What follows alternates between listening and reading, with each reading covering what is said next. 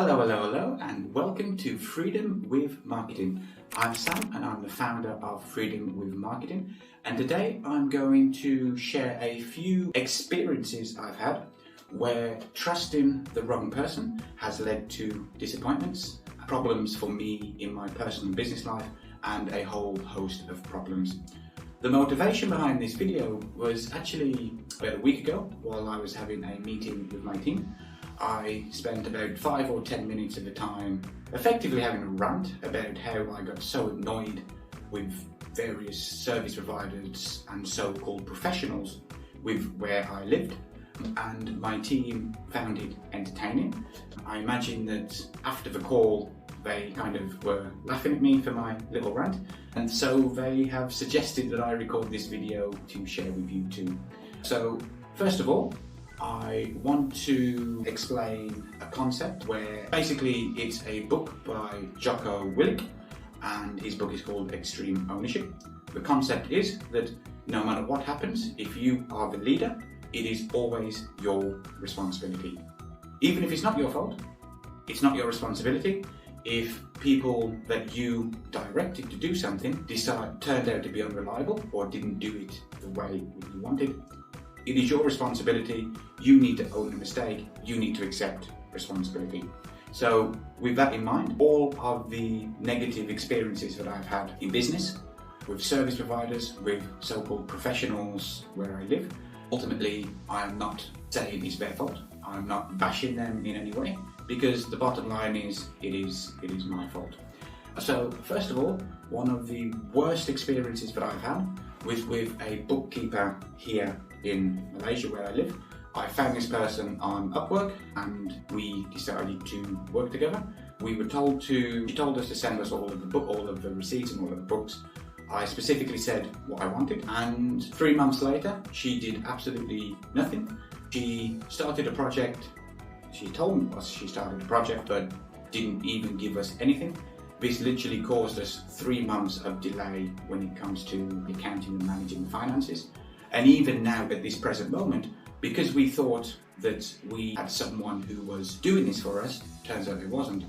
The mess that the finances are in the company at this present moment have just compounded and snowballed out of control. Another negative experience is with the legal aspects of running a company and the person that we need to pay here to audit the company.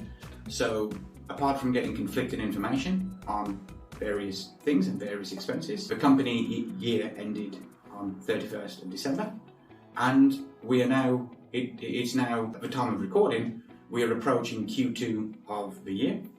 And this auditor is supposed to submit the audit of the company and tell us what we need to pay and tell us all of these different things so that we can progress into the next year. Every time we contact him, absolutely we don't hear anything back, or they simply come up with excuses. Yes, the solution is to find someone else to do it, which we will do in the second financial year, in the coming one. But again, this is other issues that we have had.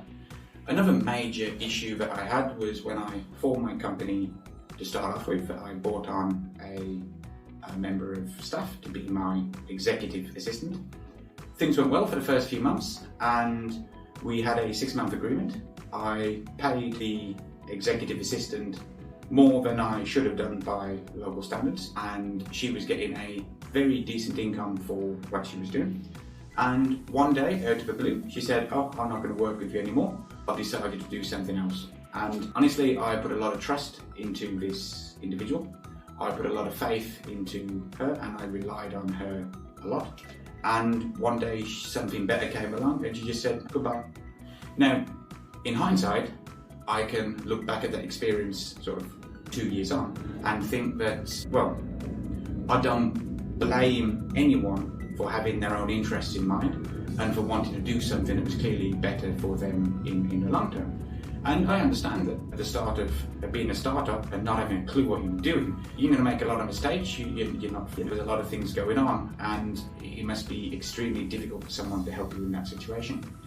The issue for me was, though, that the way that it was handled, and generally the way that she just decided to quit and leave me with nothing and just disappear. And that was a major issue for me.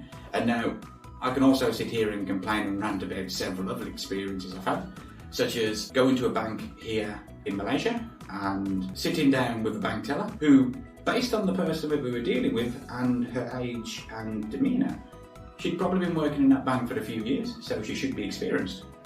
And then to sit and explain that we have a company, we need to have some kind of a bank card so that we can make transactions online through a checkout form where you have to input the card details to make the transaction. She could not comprehend why we would need to do that. Her solution was that if we have to make a transaction online to do bank transfer, that's the way that you do it in the company. After 10 minutes of trying to explain to her that, well, what happens if you're just given a checkout form, which is pretty much the way that you have to make transactions on most things online. You want to buy a book or something for a few dollars. You have to put your bank cards into Amazon so that you can make the transaction. This bank teller could not comprehend that until eventually we did. Her solution was, the first sentence she said in her solution that, and then this really happened, she said, oh, if that's the case, you have to transfer money from your company account into your personal account and then use your personal account's card in order to make the transaction. The second sentence out of her mouth was, but if you use your personal account for business expenses, we're going to shut down your account. This is the advice that we were given and this is what we were told. At that point, we just thought this is a complete waste of time and we left the bank. So these are a whole bunch of experiences that I've had here in my company, and I did not expect any of these to happen. They sort of come out of the blue. Another one that's just sprung to mind is, this is something, I'm not going to go into the details, but it is something that is extremely important that we do for the company, and it needed to have been done a long time ago, several months ago. We enlist a service provider that promises that we do it. We have to give them all the documents and all of this stuff back. Almost a year on, still no progress. And this service provider turns around and tells us that it's our fault for not giving them all of the documents and, oh, we haven't got this and we haven't done that and we haven't done that. When 100% we have, because we keep records of it and we know what we gave them and when we gave it to them. And when she's presented with this information, she comes up with more excuses. Well, of course, the part that annoys me on these situations is that if there is any kind of a consequence to me or my company or anything else, that I have to accept the consequences and I'm responsible for them. If I'm faced with a big fine for not doing something with the company audit or something that we should have done several months ago, but we weren't told what to do by the people that we're paying to tell us this information, we have to face the burden of dealing with it afterwards, because these service providers lack the accountability in the long term. Now, at the start of the video, I explained about extreme ownership and how everything that happens, both good or bad, in the company is ultimately my responsibility. The performance of people that I enlist to help me, if they don't live up to expectations, it's my responsibility. But the reason why I get so upset and why I get so annoyed about certain things is because at my company, my company values, I try to exude a give first mentality, to over deliver, to help people get results in advance before you ask for anything in return. I emphasize accountability. I emphasize giving the best results possible to the people that I work. Excuse me. I emphasize giving the best results possible to the people that work with me. I want to give people the best results possible. That's it. And when I have to encounter and deal with people whose attitude is the complete opposite, which is, okay, I'm going to tell you that I can do X, Y, or Z. I'm going to accept the money from you, and then I'm not going to do it. Or I'm going to wait until the last minute to do it after you've followed up with me 10 times. And then when things go wrong, you accept no accountability and you blame me for it. This is the things that come on my nerves. So hopefully you have enjoyed these few stories. These are just a handful that have sprang to memory while I've been recording this video. And I know for certain that I'm going to have far more in the future. But 2 quick lessons to leave you with from this. Number 1, that if you are the leader, you are in charge, it is your responsibility. The quicker that you can accept that, even though it's not your fault, it's your responsibility. Honestly, that is the fastest way to avoid all of the stress with trying to manage the situation, and it is the fastest way to get the result you want. And ultimately, if something goes wrong, you want this specific result. You don't want to extend things out back and forth blaming people. And the second lesson that I want to leave you with is what I'm going to do in the future is whenever I start to work with someone new, I'm going to basically articulate what my values are and give them a contract with what I expect from them within a time frame and hold them a bit more accountable.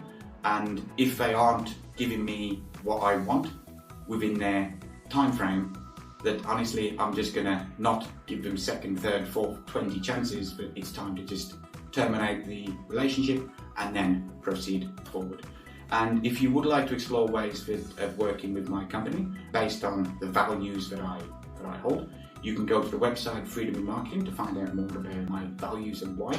We are currently quite active on LinkedIn, and if you have a business where you have an existing email list, an existing following on social media, and you create content consistently, and you have an offer that you sell and you want to increase cash flow, revenue, profit margins, then I'd like to invite you to take my return on your investment in advance offer. It's completely free. All you've got to do is answer a few questions, and my team and I will look at your answers and try to find a way where give you a strategy and tell you something you can do right now that will generate $10,000 in your business.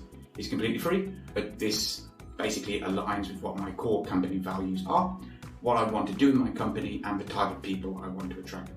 That's all for now. Thank you for your time, and see you in the next video.